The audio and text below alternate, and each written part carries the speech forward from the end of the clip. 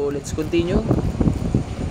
So, yun nga, sabi natin, every entry, pag magsusulat po ng entry sa blotter, dapat sa baba, nakasulat po kung sino yung nagsulat. Okay? Dapat po merong pangalan, ranggo, at saka designation. O, halimbawa, kung pangalan mo ay De La Cruz, di ba? Marjorie De La Cruz. So, Police Corporal Marjorie De La Cruz. Okay, tapos yung designation nyo, isusulat nyo din doon. Okay, ganun. Next. And last one, any development of a case to be reflected in the blotter should be a new entry. Okay. And at entry at the time and day it was reported. A reference to the previous entry number of the case shall however be made. Okay, ganito yan. Kung halimbawa meron kayong binlatter diyan sa sa blatter niyo, may sinulat kayo. Sinulat niyo diyan na merong dumating na bisita. Okay, merong dumating na bisita. Halimbawa, opisyal. Okay, syempre susulat niyo rin diyan yan eh. Sulat nyo rin dyan kasi event yun. Okay, ngayon kapag aalis na yung bisita nyo, hindi nyo na isusulat dyan, hindi nyo na isisingit. Okay, dapat panibagong entry na naman. Okay, panibagong entry na naman. Halimbawa, Police General Nicolas Torre arrive at the station. Ganon. Entry number 8720, 4 AM, November 5, 2016. Okay, Police General Nicolas Torre arrive at the station. So that's your entry. Okay, tapos nakasulat kung sino yung nagsulat, rango, and yung designation. Tapos 8721, merong ipinasok na tao na kaka-aresto lang. Okay, kaka-aresto lang. Halimbawa, Juan De La Cruz. Okay, for the crime of homicide. Okay, susulat nyo din dyan. Okay, ngayon mga 10:21, okay? Kasi 10:20 nung may pinaresto eh. 10:21, umalis or aalis na si Police General Torre. Okay? So, another entry na naman. 8722. Police General Torre leave the station premises. Okay? So, ganun din. Susulat din yung pangalan, rango, etc. Okay? So, ganun yung tamang pagsulat ng blatter. So, balikan natin yung nandito sa screen. Okay, makikita ninyo, tama yan, dapat capital letter lahat. Okay, ang mali dito, dapat wala pong space, dapat po filled lahat, nakasulatan po lahat. Another is, kapag magsusulat po tayo ng oras, it is always military time. Okay, military time. Sabihin, pag 4 AM, 400 hour ang nakasulat. Kapag 3 PM, anong dapat nakasulat pag 3 PM? 1500 hour. Ganun ba? Military time dapat. Hindi pwedeng ganyan. Okay? So, aside from that, yun, hindi rin siya nagsulat ng pangalan niya. Kung sino man ang nagsulat nito, nagsulat ng entry na yan, hindi nakasulat sa baba kung anong pangalan niya, kung anong ranggo niya, ano yung designation niya. Hindi nakasulat. Okay? At higit sa lahat, hindi naman po police blatter po ito. Hindi po proper tong police blatter na pinagsulatan niya. Tingnan nyo. Para lang tong logbook ng security guard eh. 'Di ba? Para lang siyang yung nabibili sa sa mga tindahan na logbook. Yung Avanza ba yun? Yung logbook na kulay blue. Parang ganito lang yun eh. Ganito yung proper na logbook ko. Pakita ko sa inyo.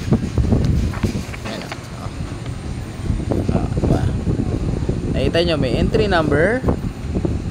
Nakita ba? Okay. Entry number, day, tapos time, diba? Malinaw, nakasulat, military time dapat.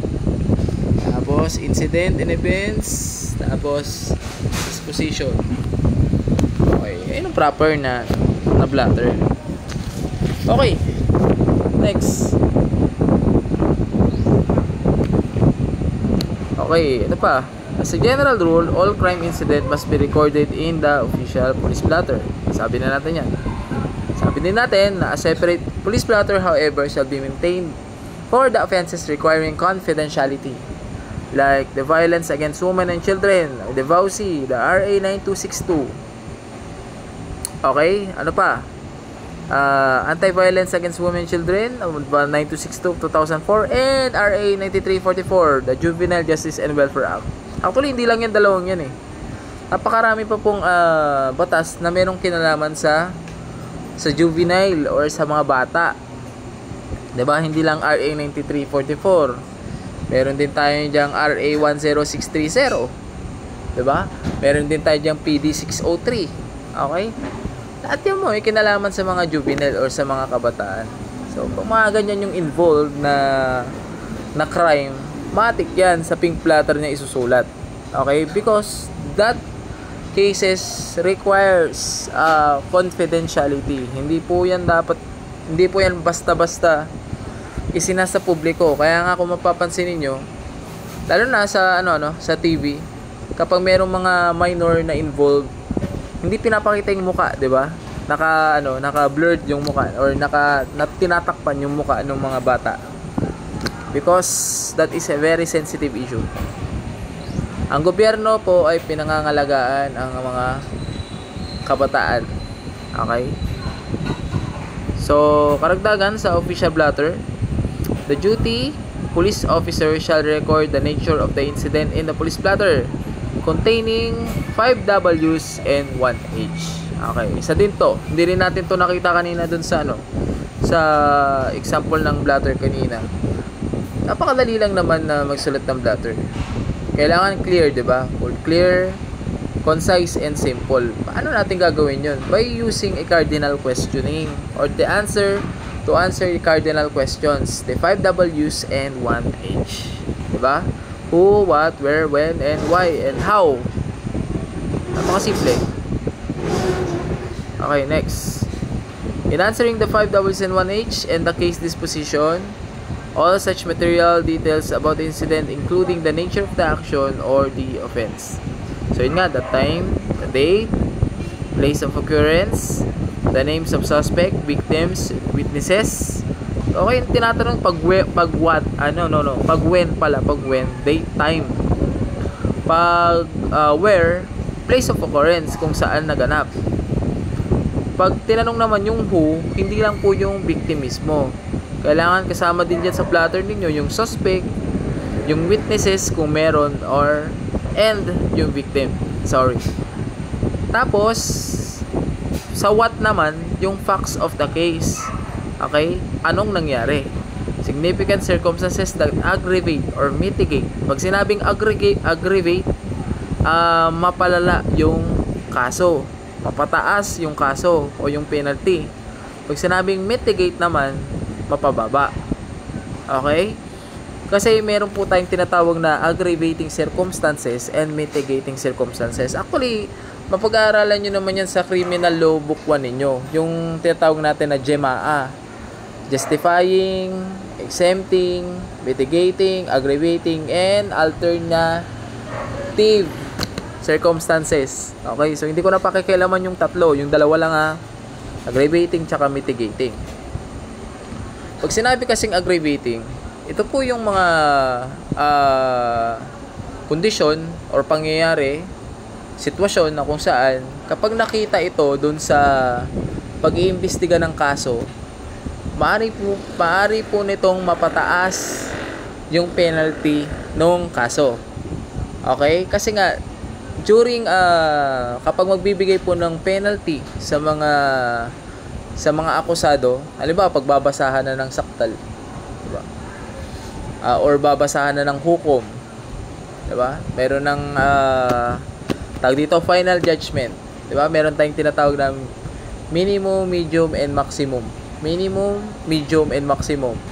Okay, so I believe na pag-aralan nyo na yan sa Correctional Administration 1 ninyo or Institutional Correction na kung saan kinukompute po yan yung minimum, medium, and maximum years of penalty. Depende po yan kung meron pong presence ng tinatawag na mitigating or aggravating. Kapag merong presence ng aggravating circumstances,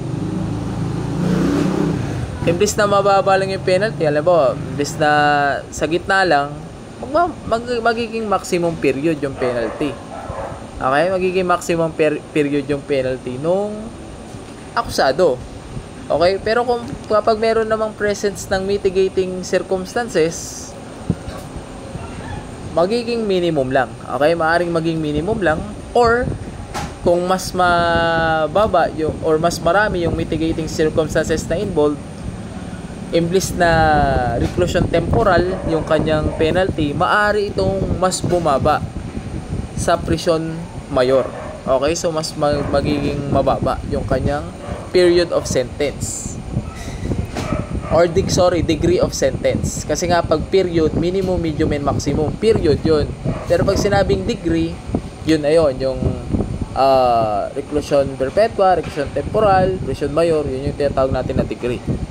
Okay? Kaya napaka-importante po na during investigation is verify natin yung mga presence ng aggravating or mitigating circumstances. Okay, para mas lalo natin maintindihan. Kung halimbawa, merong magbarkada, nagiinuman. Okay, nagiinuman.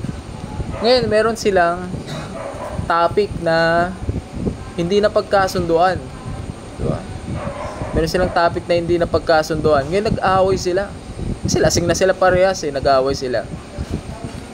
Nag-aaway sila, hindi sinasadya. Yung isa, napatay. Okay, napatay niya. Okay? So, yung pagkakainom o yung pagkakalasing nung suspect, maaaring gamitin yon as a mitigating circumstances. Kasi nga, nagawa niya lang yon kasi nakainom siya. Tama po ba? Kumbaga, hindi niya naman pinlano. Okay? So, yun yung tinatawag natin mitigating circumstances. Okay, baliin natin ng konti. Okay, merong magbarkada. Yung isa, may sama na talaga ng loob doon sa barkada niya. Ngayon, ang ginawa niya, nung nag-inuman sila, kumbaga, ginamit na niyang pampalakas ng loob yung alak. Kaya naglasing siya, tapos nung lasing na siya, tsaka niya ginawa yung plano niya na patayin yung barkada niya. Okay. Pero lasing talaga siya. Okay? Now, sa sitwasyon naman na to, yung pagkakalasing niya ay hindi pwedeng gawiting mitigating. But, gagamitin natin siya as aggravating circumstances. Okay? Kasi nga, isa pa lang, meron na talaga siyang planong gawin na masama. And, ginamit niya na pampalakas ng loob yung alak. Okay? Hindi kagaya ng unang senaryo na wala naman talaga siyang plano. It's so happy na, siyempre, alam naman natin, kapag nakainom ang isang tao, medyo nagbo-blur talaga yung ano niyan, yung pag-iisip niyan. Okay? So, yun ang example. Okay, ng mitigating at saka aggravating. Okay ba? Actually, hindi lang yan. Marami pa pong mga senaryo. Pero abutin tayo ng siyam-siyam kung isa-isahin natin. Okay, so for the meantime, yan lang muna. Next. Nilit ng letter. Hindi ko makita. Okay, next tayo. The status of the case. Okay, pag sinabing status, kung inquest ba yan? Okay, kung na-aresto ba yan by virtue of warrant of arrest, mga ganun ba? Status. Okay, protocol number 3. Investigation team, organization, and equipment. So ito explain natin. Pakitandaan, magkaiba ang trabaho ng first responder at saka investigator team. Tandaan nyo yan magkaiba ang trabaho ng first responder, investigation team, at saka SOCO team, or the scene of the crime operation team. Hindi yung scene of the crime operative sa palabas yun. Ulitin ko. Scene of the crime operation team. Okay? Mamaya explain natin yung mga pagkakaiba ng trabaho nila. So, protocol number 3, all investigators in any police unit must be graduate of prescribed investigation course. Okay? Ibig sabihin, hindi po lahat ng pulis ay pwedeng maging criminal investigator. Okay? Una, kailangan daw pong merong relevant training. Okay? So, example po ng relevant training is the CIC or the Criminal Investigation course. Okay, that is the first requirement. Second requirement, dapat po at least ang ranggo po ng investigador ng police ay PO2 or police corporal. So meaning, kahit nag-graduate ka or meron kang relevant training just like criminal investigation course, pero yung ranggo mo ay ano yan, brother? Diyan. Oo, katukin mo lang. Marshall sabi niya katukin mo lang. Okay. Pero patrolman pa lang siya patrolwoman. Okay, so hindi pwede. Kasi sabi diyan sa manual, dapat po at least with the rank of PO2 or police corporal. Okay? Next, composition naman o yung mga members ng criminal investigation team. Sino-sino nga ba yung kasama sa criminal investigation team? So una si team leader. Kulit naman lang. Team leader. Okay? Pangalawa, investigator or recorder. Okay, pwedeng dalawa yung trabaho niya. Habang nag-iimbestiga, nagre-record na rin yan. Tama ba? Meron siyang video recorder, audio recorder, o pwede naman kahit tickler lang. Okay? That is there is a lot of means para makapag-record ang isang investigator. Third one, photographer. Wala nang ibang trabaho, photographer lang. Mahirap kayo maging photographer. So, last meeting or last discussion, last video lecture, na-discuss ko naman sa inyo yung iba't ibang police photography technique, di ba? Amin na ako na ituro sa inyo dyan. At alam ko madadagdagan nyo pa. Fourth one, evidence custodian. Okay, magkaibang trabaho ni evidence custodian tsaka ni evidence collector. Tandaan niyo si evidence collector, yan yung nagkakalap ng ebidensya, yan yung nagse-search ng ebidensya. Si evidence custodian, nasa command post lang yan. Okay, naka-stay lang yan sa command post. Siya po yung nagre-receive ng mga ebidensya na mahahanap ni evidence collector. Okay, siya yung magdo-document nun. Siya yung magsusulat kung ano yun. Okay? And fifth one, composite illustrator or artist. Okay, yan naman po yung nag-i-sketch. Okay? So, yun po yung limang composition ng criminal investigation team. Pwede maging 7 yan. Okay, depende kung marami po yung resources ninyo. Kaya nga sabi ko last time, 7 ang member or composition ng criminal investigation team. Pero may mga trabaho po dyan na pwede naman po kasing doblehin. Okay? So, protocol number 3 pa rin, investigation team, organization and equipment of the investigator. So, ito po yung mga yun. Una po, police line o yung cordon. Okay? Sir, paano kung halimbawa nag-imbestiga kami or dumating kami doon sa sa crime scene, pero wala kaming dalang cordon na iwan namin sa estasyon? Anong gagawin namin? Okay? So, pwede kang gumamit ng tali. Okay? Walang tali, upuan. Walang upuan, hanap kayo ng dyan, yung parang tinik ng kawayan. Lagay nyo dyan. Diba, importante maharangan ninyo. Okay, ganun po yun. Next. Number 2, video camera. Okay? Body camera. Actually, body cam po yan. Next, voice recorder. Diba? Camera. Measuring device. Okay, mga eskwala. Diba? Ruler. Diba? Ano pa?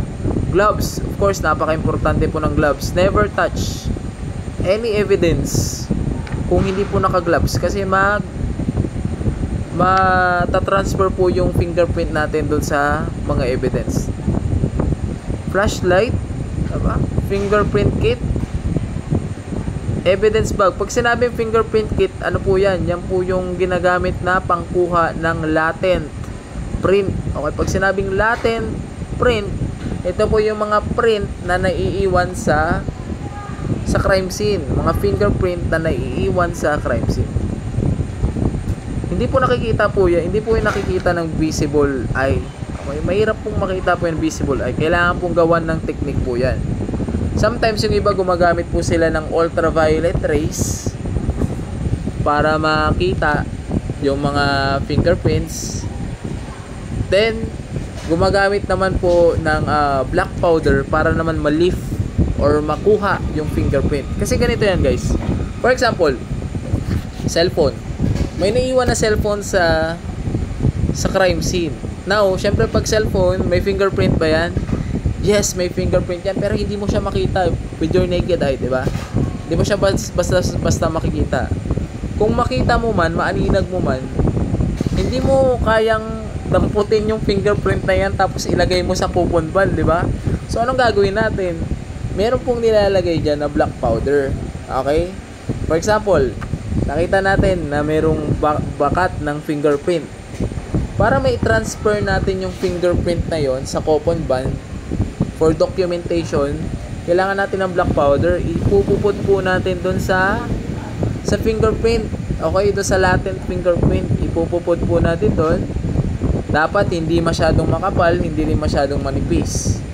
Okay? Then, next, kukuha po tayo ng brush. Okay? Hindi po yung ngipin na, hindi po yung pang-brush ng ngipin. Yung brush po na sobrang lambot. Okay? Kung alam nyo po yung balahibo sa puwet ng manok, yung ganun po kalambot, sobrang lambot po. Okay? So, ganyan na lang kunin nyo. Kuha kayo ng balahibo sa puwet ng manok, tapos ipunin nyo yon, lagay nyo sa stick. Yun yung panggamit nyo na pang-brush pa unti-unti. Okay? Now, pag na-brush nyo pa unti-unti, may maiiwan doon na black powder sa latent print, doon sa fingerprint. Ngayon, kukuha tayo ng scotch tape. Okay? Kukuha tayo ng scotch tape, tapos ilalapat natin doon sa fingerprint. Pagkalapat natin doon, pagkakuha ulit natin ng fingerprint doon ng scotch tape sa cellphone, nandun na yung fingerprint. Ilalagay na lang natin sa coupon. Pagkalagay natin sa coupon, ika-classify natin ngayon yun. Okay? Yun na, madugo na yun. Kailangan nyo pong i-classify po yung mga ridges doon para malaman natin kung kaninong fingerprint yung nandoon sa cellphone. Okay, by the way, pag-aaralan nyo naman yan next sem. Next, evidence bag. Pag sinabing evidence bag, kadalasan paper bag po yan eh. Okay? Mamaya papakita ko naman yung picture niyan.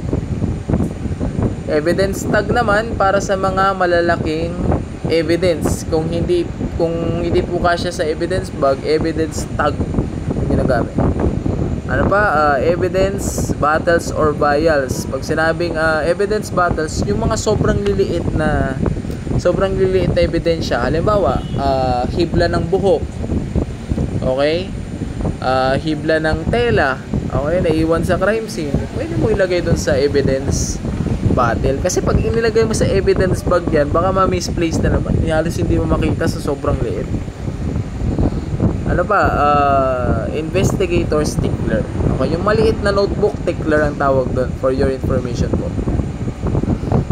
Okay, ito yung tsura ng cordon, diba? Kulay yellow kadalasan para madaling makita. Tapos body cam.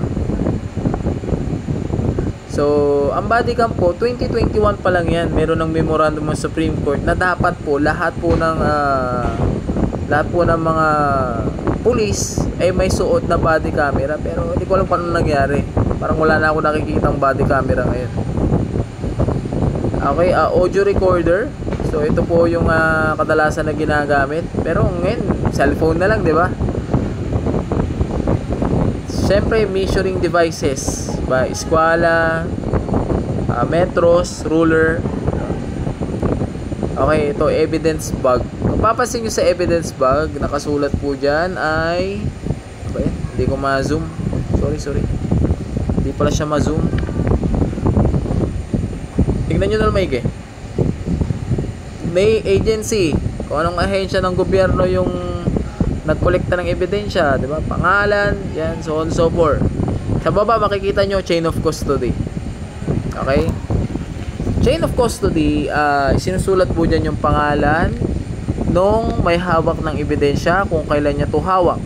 Okay? Kung halimbawa, yung ebidensya na yun ay ipapasa ulit sa ibang tao, isusulat ulit isusulat ulit yung pangalan. Okay, isusulat niya ulit yung pangalan niya dyan sa may chain of custody. So, minomonitor yung chain of custody para makita po yung integrity ng evidence. Kasi, ang isang ebidensya, kapag marami pong tao ang humahawak, bumababa po yung quality ng ebidensya. Parang sasakyan din yan, di ba? Bili kayo ng sasakyan, 10 beses ng merong unang may-ari, anong itsura niya ngayon? Di ba laspag na siya? Okay, laspag na siya kasi ang dami ng ang dami ng humawak eh. Nakuha ba? Okay, ang dami ng humawak. Pero kung halimbawa, first owner pa lang yung yung may-ari, yung pinagbilhan mo. Kumbaga, binili niya yung bago. Kumbaga, second hand ka pa lang. Okay? Binili mo sa kanya, maganda pa yun. Okay? Quality pa. Diba? Ganun din yung ebidensya. Kapag marami na pong tao ang may hawak doon sa ebidensya, palipat-lipat, dami ng ang dami ng humawak, bumababa na yung quality ng ebidensya. Kaya pagdating sa korte, ang nangyayari, halos nawawala na ng bigat yung yung ebidensya. Kaya dapat, para ma-maintain yung integrity at saka yung bigat ng ebidensya, konti lang dapat yung nakakahawak dun. Okay? Okay, evidence tag. And syempre yung tinatawag natin na fingerprint kit. Yari dun. Okay. Etong nakikita nyo, gagawin nyo rin to. That is what we call fingerprint index card. Okay, or the FD258. FD258. So dito sa fingerprint index card, ginagawa po dyan is dalawa. Isang plain impression at saka rolled impression. Yung mga nasa fingerprint na nasa taas, yung 10 na nasa taas, daliri po yan sa kamay, hindi po yan daliri sa paa. Baka nagtataka kayo bakit ang lapad. Ang ginagawa po kasi dyan, rolled impression. Ibig sabihin, for example, this is the fingerprint index card. Mula dito, iniikot yan. Ganyan. Okay, isa-isa. Kaya ganyan po yan, lumalapad siya. Ang tawag po dyan ay rolled impression kasi iniikot, rolled. Yung sa baba naman, ang tawag po dyan ay plain impression kasi nga tinatalpak lang yan eh. Hindi po yan iniikot, ginaganyan lang yan. Kuha ng ink, talpak. Kuha ng ink, talpak. Okay, ganun lang. That is what we call plain impression. Okay, ito naman yung evidence battle or bials. Okay, protocol 4, duties of first responder. Okay, for example, you are the first responder of the case.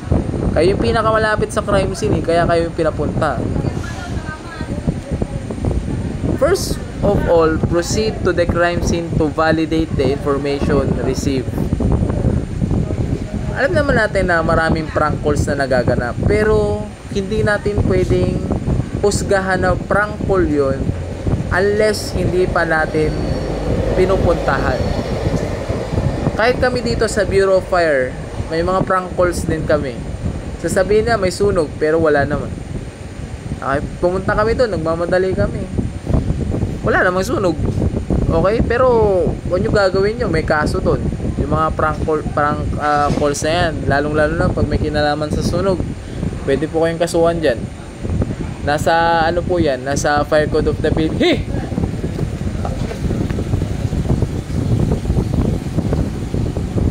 Ihiyan talaga niyan. Ayun mo. Okay. Next. Record the exact time of arrival. Okay, kung halimbawa si buddy mo at saka ikaw dumating kayo sa crime scene, matik yan, record nyo nung oras kayo dumating para alam nila. Kasi ganito yan eh, si dispatcher na nasa police station ninyo, nirecord niya kung anong oras kayo tinawagan. Alam mo, tinawagan kayo ng alas 8 ng gabi. Okay, tinawagan kayo ng alas 8 ng gabi. So i-assume niya na around 8 PM, okay, mga ilang minutes lang after 8 PM, nandun na kayo sa crime scene, tatansyahin niya yan. Eh, ang nangyari, kumakain kasi kayo eh. Mamaya na yan, kain muna tayo, sabi nyo. Okay, dumating kayo dun sa crime scene. Alas 9 na. Tangina yan. Alas 9 na kayo dumating. Alas 8 tinawag sa'yo. Alas 8 tinawag sa inyo na merong nagpapatayan. Alas 9 na kayo dumating. Patay na silang lahat. Patay tayo dyan. Okay? Kaya dapat po gawin natin, pagdating natin doon sa crime scene, i-record natin kung anong oras tayo dumating. Siyempre, ano yan, ASAP yan, as soon as possible. Okay? Pwede po kayong makasuhan dyan ng ano, negligence, misfeasance. Okay.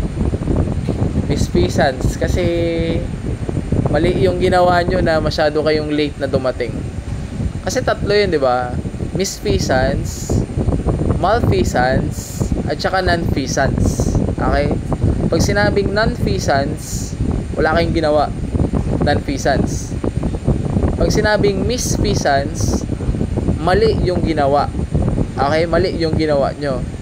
Pag sinabi namang malfeasance, ginawa nyo pero hindi nyo dapat gawin. Okay? O, tandaan nyo yan ha. Lumalabas yan sa board exam. Misfeasance, nonfeasance, at saka malfeasance. Okay? Next. Saan tayo? Sumakasakit yung mata. Masyadong malit tong letra. Record each time of arrival and all pertinent data regarding to the incident in his issued packet notebook and notify the Tactical Operation Center. Pag sinabing TOC, Tactical Operation Center, i-update nyo sila ngayon sa istasyon. Ma'am sir, nandito na po kami sa crime scene. Bali, ganito pong sitwasyon. Meron pong 2 biktima, sugatan. Suspect po umalis. Okay? Sakay po Honda Civic, kulay black, 985-321.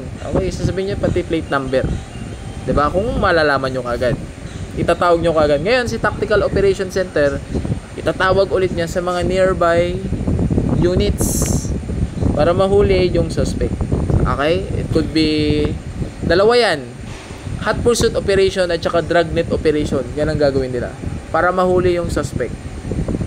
Next. Okay. Tandaan po natin, bago tayo mag-cordon, ano munang gagawin? Scene size up. Okay, scene size up. Check nyo muna. Baka mamaya nagbabarilan pa sila, nagkukordon na kayo. Baka mamaya meron dong granada or bomba, bigla nagkukordon na kayo. Sinisecured nyo na yung area, pero kayo mismo hindi kayo secured. Okay? So, dapat assess nyo muna yung area. Safe na ba? Kung safe na, tsaka kayo pumasok. Next. Okay, cordon the area. Pagka alam nyong safe na, cordon nyo na yung area and secure the crime scene with a police line or whatever available material. Ito yung sinasabi ko kanina. Kung halimbawa naiwan nyo yung cordon nyo sa istasyon, pwede kayong gumamit ng tali. Okay, kahit na straw lang pwede, straw. Wala talaga upuan. Okay, o kaya nga yung yung tinik ng kawayan, yung bulawit, kung alam niyo sa Pangasinan ng bulawit, yun yung ilagay nyo. Importante maharangan po yung crime scene. Okay, next. Check whether the situation still poses imminent danger and call back. Ito baliktad kasi. Okay, actually baliktad talaga to. Una, dapat ito, check whether the situation still possess imminent danger and call for backup if necessary. Okay, tandaan nyo kung halimbawa for the sake of board exam, sundin nyo to, pang-apat siya. Pero kung practicality, pangatlo dapat ito. Okay, by the way, for your information, yung ginagamit nating slide ngayon, yan din yung ginamit ko ito din yung ginagamit ko kapag nagpapa-review ako sa review center. Okay, so naka-advance lang kayo. Kasi baka nagtataka kayo, bakit yung subject namin is CDI 1, Fundamentals of Criminal Investigation, pero bakit umabot pa kami sa blatter? Okay, actually hindi lang blatter pag-aaralan natin ngayong gabi. Checkpoint, raid. Okay, pag-aaralan din natin ngayong gabi. Hindi nasakop ng criminal investigation yan, di ba? Di ba? Hindi na kayo mag-iimbestiga dyan sa checkpoint. Mag-iimbestiga ba kayo sa checkpoint? Di Di ba? Hindi naman. Pero unfortunately, kasama kasi yan sa subject ng CDI 1. Okay? Pagdating sa board exam, kasama po yan sa sa table of specification, TOS. Okay, kasama sa table of specification yan. Pag sinabing TOS, table of specification, yan po yung binababa ni PRC. Okay, yan po yung binababa ni PRC na mga topic dun sa subject na yon. Na accordingly, dun sila kukuha ng tanong at kasama po to kasama po yan sa sa table of specification last board exam. Last board exam kasama yan sa table of specification wherein yung checkpoint, seizure. Actually, ang pinakamalawak na area talaga sa sa board exam is the LEA 1. The Law Enforcement Administration 1 kasi before nung wala pa yung RA 11131, nakafocus lang yan sa trabaho ng police. So PNP organization lang. Pero ngayon, halos lahat na ng law enforcement agency pinag-aaralan na sa LEA 1. Okay, PNP, BFP, BGMP, Philippine Coast Guard, NBI, Bureau of Customs, at kung ano-ano pa. Lahat po ng tagapagpatupad ng batas, pinag-aaralan na rin sa LEA 1.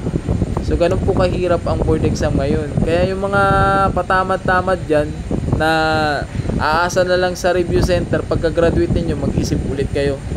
Magiging security guard na lang kayo pagka-graduate nyo, sinasabi ko sa inyo. Next. Identify possible witnesses and conduct preliminary interview and ensure their availability for the incoming investigator on case. Okay. Pagdating po ng first responder, di ba, sinecure na yung area. Pagka-secure nila ng area, maghahanap na ng chismosa yan. Okay? Maghahanap na ng witness. Pagkahanap ng witness, kukuha na ng statement. And make sure na yung witness na yon dapat available siya kapag dumating na yung investigation team.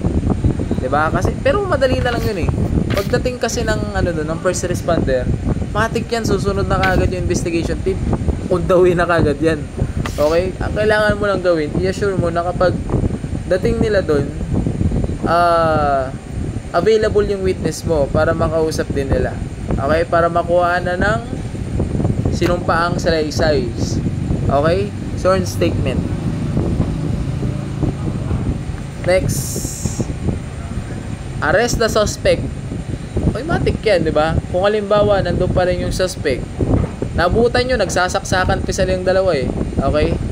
Tapos na-timingan nyo, katatapos lang. Diba? Tatakbo pa lang yung suspect. Huwag na kayo kumuha ng warrant. Arestuhin nyo na kagad. Okay? If around, kung nandyan siya. Or instances wherein the suspect is fleeing, halimbawa, tumakas na yung suspect, make appropriate notification for dragnet operation. Halimbawa, kasi ganito yan pag kayang habulin, di ba, dalawa lang kayo, first responder, dalawa lang kayo ang protocol dyan, bawal nyong iwanan yung crime scene.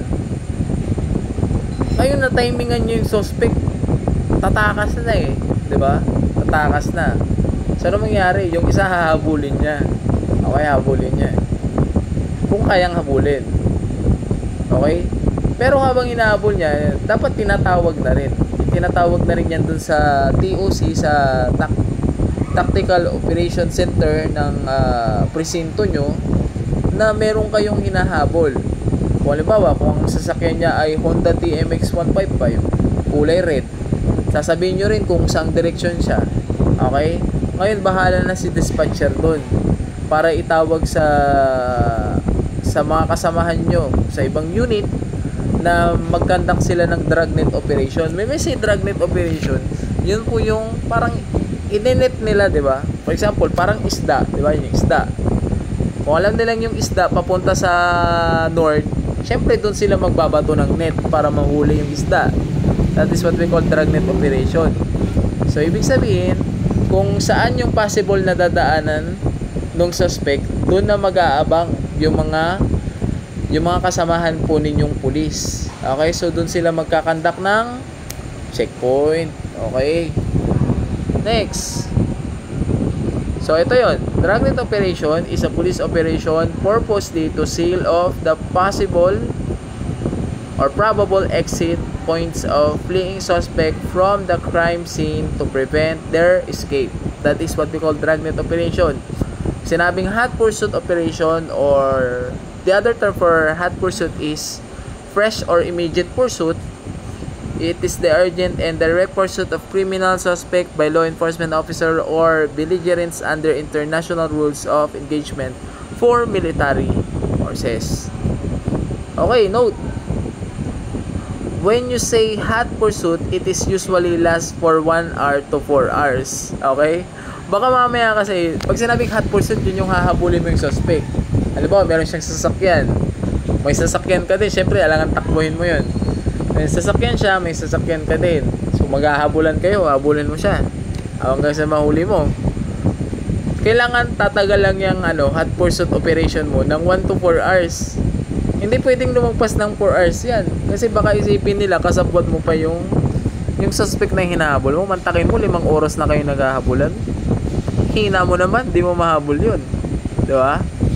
So, 1 to 4 hours lang.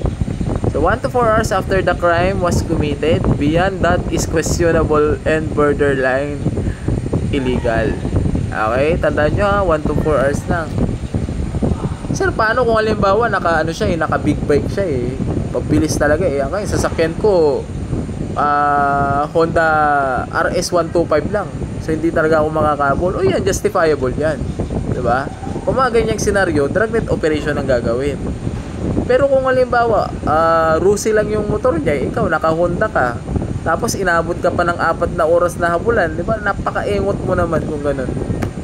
Tama ba? Okay? Siyempre magtataka talaga sila, paano hindi mo nahabol? Rusi lang yun, naka-Honda ka pa. Di ba? Kung pagkukumparahin mo yung CC yung dalawa, kung paano yung mabilis, mas mabilis talaga yung sa'yo, may hina ka lang na driver. Okay? Next, Protocol 4, duties of first responder pa rin. Prepare to take the dying declaration. Okay, halimbawa, pagdating nyo sa crime scene, yung biktima, mamamatay na eh. Diba? Sumusuka na ng dugo. Gano'n na siya eh. Okay? Now, meron kasi tayong tinatawag na ito na-explain ko na to sa inyo kagabi. Ulitin ko na lang ha. Yung hearsay evidence. Pag sinabing hearsay, in Tagalog, that is chismis. Diba? Halimbawa, sinabi niya, tapos ako naman, sasabihin ko sa korte, sasabihin ko na, sir, sinabi po kasi ni ganito ganyan. Chismis yun. So, hindi yung tatanggapin sa korte. That is inadmissible to the court. Hindi po katanggapin yan.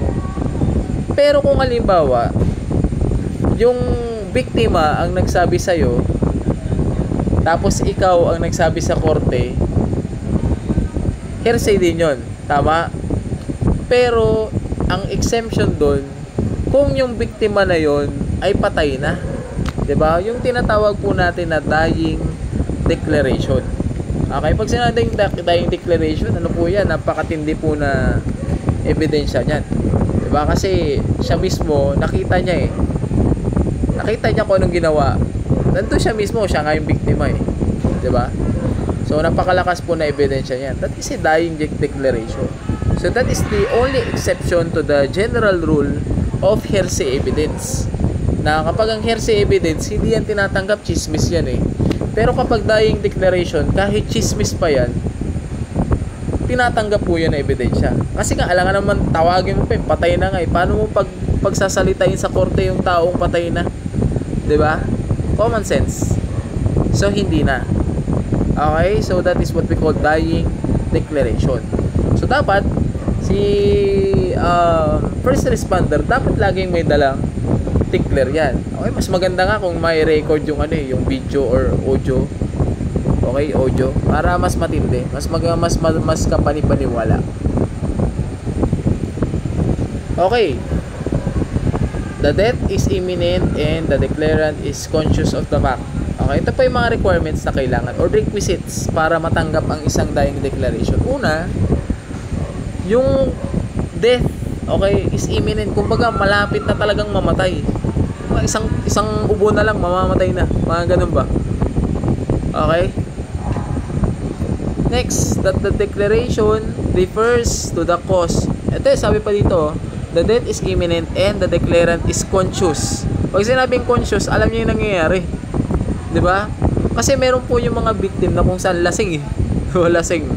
So alam naman natin kapag lasing, na-impluwensya ng alak, hindi niya po alam yung mga sinasabi niya eh. Kahit na mag-dying declaration yan, questionable yun. Okay? Pero kung halimbawa, walang impluwensya ng alak, walang impluwensya ng drugs, kumbaga tama yung pag-iisip niya, alam niya yung facts na nangyari, then any statement coming from him or her is considered as dying declaration. Second one, that the declaration refers to the cause and surrounding circumstances of such death. Okay, yung sasabihin niya sa'yo na dying declaration is merong kinalaman dun po sa pagkakapatay sa kanya. Okay, yung pagkakagawa sa kanya. Okay? Pero kung halimbawa hindi yun ang sinasabi niya ibang topic, di ba? Pero problema niya kung paano mamamatay si Tanggol, mga ganon, walang kinalaman po sa sa kaso na yan. So hindi po yun considered. Third one, that declaration refers to facts which the victim is competent to testify to. Okay, sabi diyan that the declaration relates to the facts which the victim is competent to testify to. Alam mo yung biktima, paano ba na natin malalaman na competent ang isang witness? 'Di ba? Paano ba natin malalaman na competent ang isang witness? Siyempre dapat nasa tamang pag-iisip. Nasa tamang pag-iisip dapat. Competent 'yun kapag nasa tamang pag-iisip. Paano kung halimbawa si Raulo, sir? 'Di ba? Wala sa tamang pag-iisip. Tapos nagsabi siya ng dying declaration. Pwede bang gamitin sa korte 'yon? Wala nga sa tamang pag-iisip. Siyempre hindi, 'di ba? Kasi first of all, hindi po siya competent na witness. Sabi diyan, matatanggap lang ang dying declaration ng isang victim kung isa siyang competent na witness. Okay? Competent na victim siya. Pero kung umpisa pa lang, he or she is not a competent one, yung sasabihin niya hindi talaga kapanipaniwala. Okay? Siyempre kung sira ulo yun, paniniwala namin sasabihin niya, sira ulo ka din. Parang ganun ba? Pero siyempre may mga investigasyon pa naman yan. Pag sinabi kasi na sira ulo or insane ng isang tao, meron tayong tinatawag na lucid interval. Actually, hindi mo ba pwedeng sabihin na ang isang tao na may problema sa pag-iisip ay exempted na kagad sa batas kapag sila ay nakagawa ng krimen? For example, si Juan de la Cruz, nakapatay siya. Okay, nakapatay siya. Pero insane siya. Okay? Kumbaga may problema siya sa pag-iisip. Nakapatay siya. Matik ba 'yun na exempted na siya sa criminal liability? Hindi. Okay, hindi po 'yun exempted. Kasi titingnan muna diyan yung tinatawag natin na lucid interval. Okay? Pag sinabing lucid interval, yun yung mga oras or timing na yung taong may problema sa pag-iisip ay nasa katinuan. Okay, nasa katinuan. Sir, paano naman natin malalaman kung yung taong yun ay nasa katinuan nung ginawa niya yung krimen? Madali lang. Okay? Kapag pinagplanuhan niya. Ganoon lang kasimple. Kapag pinagplanuhan niya, ibig sabihin, nasa katinuan siya nung ginawa niya yung krimen. Okay? Oo. Isa pang sample. Si Juan de la Cruz ng rape. Ni-rape niya. Okay? Exempted na ba kagad? Hindi pa. Diba? Titingnan niyo kung pinagplanuhan niya. It so happened during investigation na ang nangyari, itong si Juan de la Cruz, nag-abang siya sa madilim na lugar.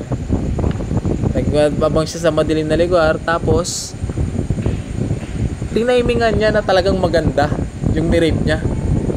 Maganda. Okay, maganda yung ni-rape niya. So, pinaplanuhan ba niya? Yes, pinaplanuhan niya. Sino ba namang taong gustong mang-rape ng pangit? Diba? So, tinimingan niya maganda. So, planado. So, ibig sabihin, during the time na ginawa niya yung krimen niya, nasa katinuan siya. Ganun lang kasimple. Pagkaiba yung tinatawag natin na insane at saka imbecile. Pag sinabing imbecile, matanda na sila, pero yung isip nila, pang bata. Kumbaga, 18 years old na or 20 years old na, pero yung pag-iisip nila, yung kung paano sila mag-isip, nasa 7 years old pa lang. Yun, matik yun. Kapag nakapag-commit ng crime ang isang imbecile, walang lucid interval yun. Matik yun, exempted sila sa criminal liability. Ibig sabihin, hindi sila makukulong. Sir, paano dito sa amin? Meron po kasing kagaya niyan, sir, imbecile. Diba? Imbecile. Ang nangyari, sir, ginasgasan niya yung sasakyan ko eh. So, hindi yun criminal liability pag ginasgasan niya yung sasakyan mo. Diba? Maaaring pumasok po yun ng civil liability. Sir, sinong magbabayad? Exempted na ba siya? Sinong sisingilin ko dun sa pagkakagasgas sa sasakyan ko? May problema. Imbecile nga yun eh. Diba? Imbecile siya eh. Kumbaga, exempted sa criminal liability yun. Yes, tama. Exempted sa criminal liability. Pero sa civil liability, hindi. Kung imbecile, or sabihin na natin kahit na bata, mga 10 years old, okay, 10 years old na bata, normal yung pag-iisip na bata, 10 years old, nagginasgasan yung sasakyan mo, sisingilin mo yung bata. Syempre, hindi mo pwedeng singilin yun, wala namang trabaho yun, di ba? Sisingilin mo yung magulang ng bata. Okay, yun yung tinatawag natin na torts. Okay, pag sinabing torts, spelling ng torts, T-O-R-T-S. T-O-R-T-S. That is torts. Okay? Sisingilin mo yung parents ng bata. Sir, paano pag wala yung parents ng bata? Patay na parehas. Patay parehas yung parents ng bata. Sino sisingilin? Siyempre yung immediate relatives niya. Ate, kuya, kung may trabaho. Sir, paano pag walang ate tsaka kuya? Mag-isa lang niyang anak eh. Sino? Lolo't lola. Sir, paano pag wala ng lolo't lola? Patay na din. Guardian. Okay? So, guardian. Kung sino man yung nangangalaga dun sa bata, yun yung sisingilin natin. Okay? So, that is, layo na ng pinuntahan natin From first responder, napunta na tayo sa guardian. Oh, hindi ko talaga okay. Next, number 4. That the declaration is, hindi ko na mabasa, declaration is offered in case where the declarant's death is subject to the inquiry. Okay? So, may basa na lang. And pag sinabing the declaration of dying person made under the consciousness of an impending death may be received in any case wherein his death is the subject in inquiry as evidence of the case of the cause and surrounding circumstances of such death. Okay, so that is the meaning of dying declaration. Okay, next. Sir, ano yung tinatawag natin na res gestae? Okay, pag sinabing res gestae naman, refers to those acts and declarations where are such an intimate part of the criminal event that their existence must be known to the court. The most commonly known rules res gestae are those which admit evidence as an exception to the exclusionary hearsay rule. Okay. Next, evacuate the wounded to the nearest hospital using emergency service. Actually, ganito yan Diba ang protocol natin dyan, pagdating natin sa crime scene, wag po nating iiwanan yung crime scene. Kung merong biktima doon, injured, kailangan dalhin sa ospital, iutos natin sa iba. Hindi pwedeng tayo ang magdadala sa ospital. Okay, so magtatawag tayo ng tao. Ngayon kung walang tao doon sa paligid, halimbawa yung biktima ay natagpuan sa liblib na lugar. Okay, syempre walang mga chismosa. Gagawin natin, hintayin natin yung backup. Kasi bawal talagang iwanan ng crime scene. Hindi pwedeng iwanan ang crime scene. Okay? Next. Account for the killed, wounded, and arrested person for proper disposition. So, trabaho din ng first responder. Halimbawa, kung pagdating nila, meron ng patay. Okay? Kailangan accounted na yon. 3 patay, 2 sugatan, 5 tumakas, 5 suspect tumakas. Okay, mga ganyan. So, dapat accounted yan. Nang sa ganun, pagdating ng criminal investigation team, turn over na lang natin sa kanila. Okay. Next is conduct initial investigation. Okay.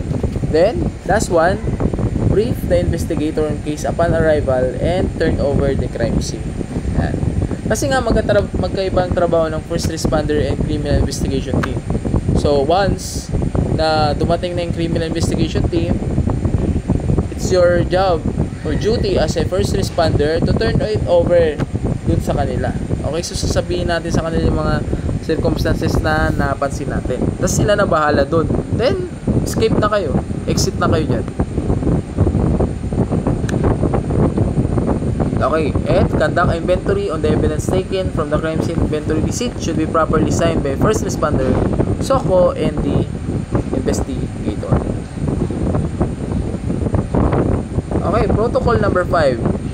Duties and responsibilities of the investigating team. So, una po na responsibility ng investigating team is to take full control of the crime scene. Okay? Responsibility na po nila yon. So, lahat po ng mangyayari doon sa crime scene, kasalanan na po nila. Accountability po nila yon.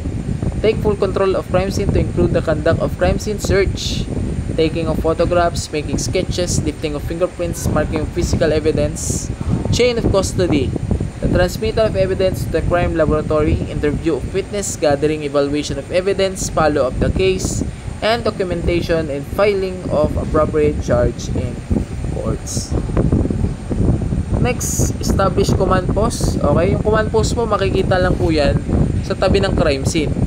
So, I believe kagabi na explain ko na sa inyo kung anong trabaho po ng evidence custodian. Tama?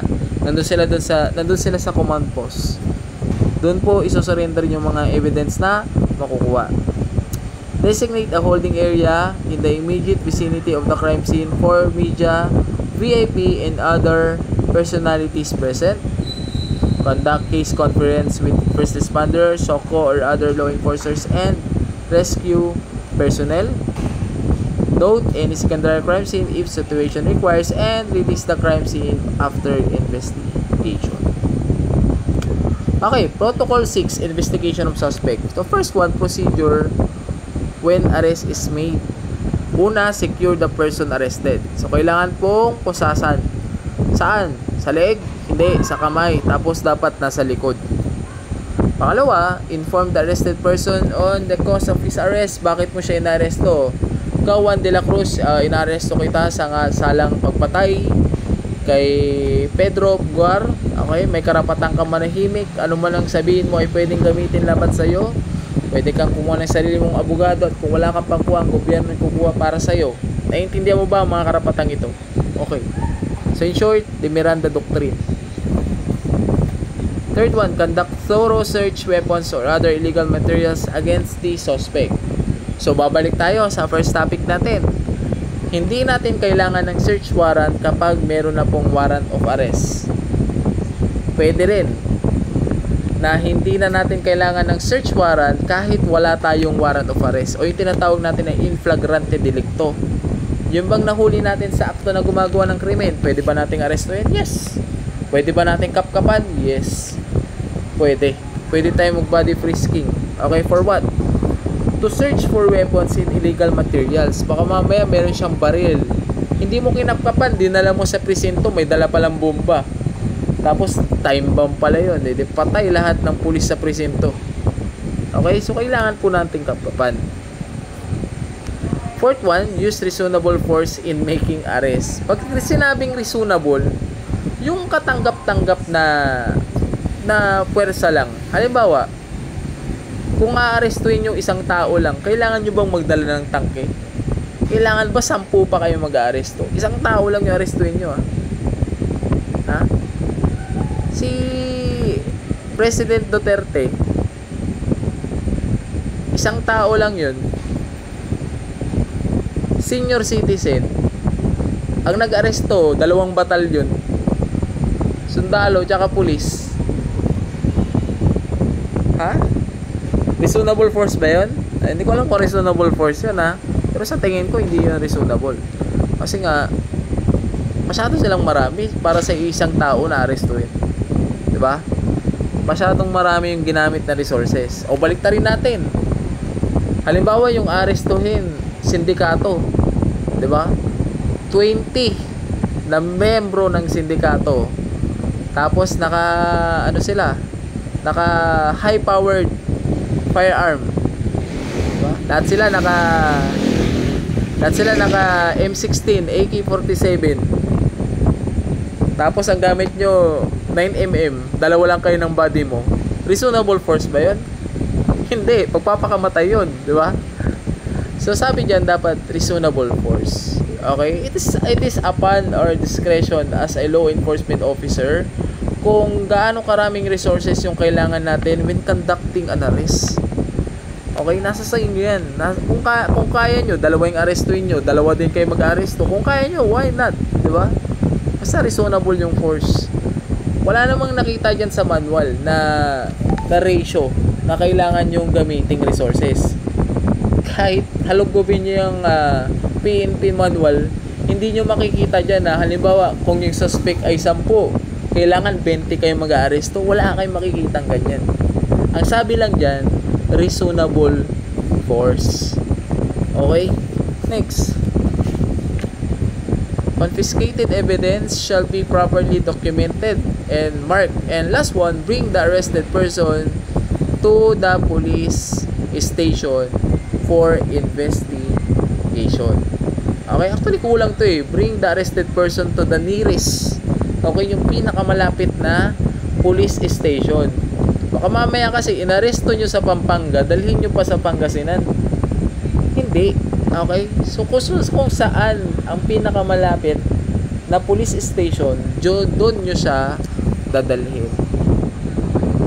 Okay, next. Booking procedure of arrested person. Pag sinabing booking, dyan na po yan sa presinto. Kukuha na po siya ng mga information, di ba? Imamagshot na siya, tapos ipapiano, alam niyo yung piano, kukuha na ng fingerprint. The arrested suspect shall be fingerprinted, photographed, and subjected to medical examination to include liquor and drug tests. Okay? So, kapag meron daw na arrestong suspect, matik kukuha na ng fingerprint. Ano pa? Kukuha na ng photograph, mugshot. Okay, alam niyo yung mugshot? Ha? Pag di nyo alam yung mugshot, pwede nyong subukan. Madali lang yun. Okay? Next, medical examination. Sa medical examination, liquor test tsaka drug test. Next, conduct record check. Baka mamaya meron na siyang record dati. Diba? Nahuli sa kasong rape. Dati na palang may kasong rape. Or meron siyang existing na warrant of arrest. Nangyayari yan. Protocol 7. Taking of certain statement of suspects or yung sinumpaang salaysay. The execution of a suspect's waiver as stipulated at Article 125 of the RPC shall always be done in presence of his chosen counsel or any dependent counsel. Na-explain ko na sa inyo to eh. Hindi ko na kailangan explain ulit na. Basta Protocol 7, taking of sworn statement of suspect. 8 naman, sworn statement ng witness.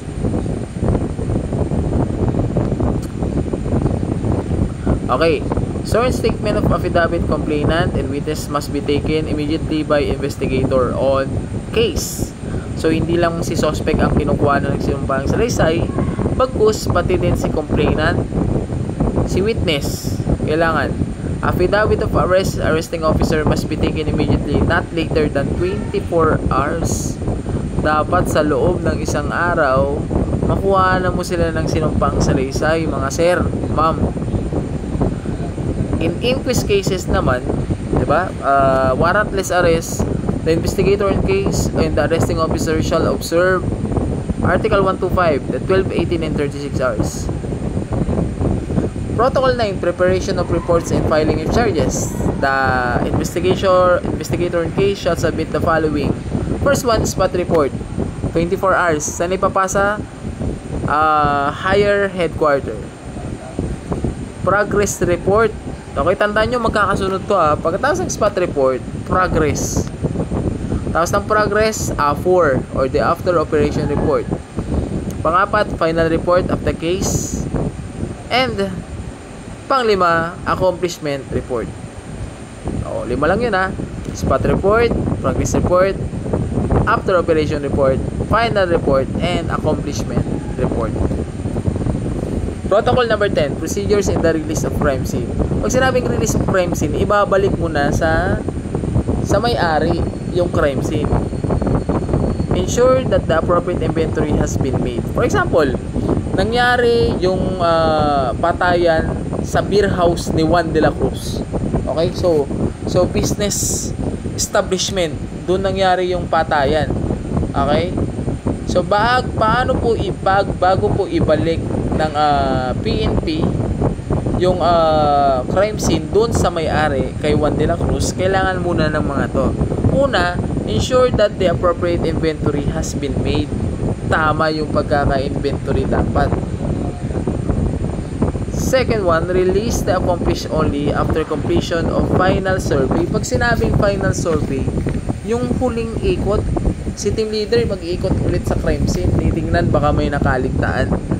And proper documentation of evidence, witness, victim, suspects, and if the crime scene is within private property, kung private property ang may-ari, for example, beer house ni Juan de la Cruz, the same must be released to the lawful owner by any barangay officials. Kung government facility naman, kanino i-release? Kay administrator. Okay, kay municipal or city administrator. Protocol 11, follow-up case. The investigator shall conduct police operation to identify and apprehend suspects based on the result of initial investigation conducted. Okay? Itong C-plan naman, ginagamit naman ito kapag high profile. Kapag sensational yung case, halimbawa, ang namatay ay mataas na tao. Okay, maimpluwensyang tao sa politika. High profile. Okay, or heinous crimes, halimbawa, massacre, mga ganyan. Must be covered by C-plan. Pag sinabing C-plan, case investigation plan. Okay. So, Protocol 13, trabaho din ng investigator na umattend sa court. Yung investigator and arresting officer shall endeavor to ensure their attendance during court hearings, while COP or head units shall supervise and ensure the attendance of the witnesses. Okay, so ganito daw yan. Si investigator at saka yung arresting officers, they are mandated to attend hearing. Hindi sila pwedeng tumanggi. Halimbawa, meron silang inaresto, dati naka-assign sila. Halimbawa, si investigator naka-assign dati sa Pangasinan. Ngayon, merong lumabas na order na ililipat na siya sa Visayas. After 2 weeks, nagkaroon ng hearing. Ang mangyayari niyan, si investigator na nasa Visayas, kailangan pang pumunta ng Pangasinan para umattend ng hearing. Okay? Protocol yun. So, pag sinabing protocol, kailangan mong gawin. Wala pong alibay dyan. Kailangan mong gawin. Kasi nga protocol. Okay? So, si COP naman, si Hepe, trabaho naman niya is ensure na dapat yung mga witness ay a-attend sa hearing. So, ano ang uniform ng investigator pag a-attend sa hearing? Syempre, that is GOA. Okay? Prescribed uniform. Pero yung sinabi prescribed uniform dito, GOA, General Office Attire. Okay, so hanggang doon lang muna yung ating discussion para sa gabi na to dahil medyo nakakapagod tsaka nahihirapan na akong tignan yung mga letra, masyadong maliliit pala. So, ulitin ko lang, this is another coverage of your semifinals exam sa Wednesday. Okay, so baka abutin ng 100 yung items ng exam ninyo sa Wednesday. So paghandaan nyo ha. Ganun talaga, kailangan natin magkabol. Natambakan tayo kasi naman kayo naghihiling kayo palagi na walang pasok. O ngayon, kayo din ang magsasuffer diyan. Di naman ako. Actually, nagsasuffer din ako kasi natatambakan ako ng dapat lectures. Pero para sa din at makakasurvive din kayo, no? By the way, malapit nang matapos ang SEM and good luck. Have a nice evening sa inyo lahat.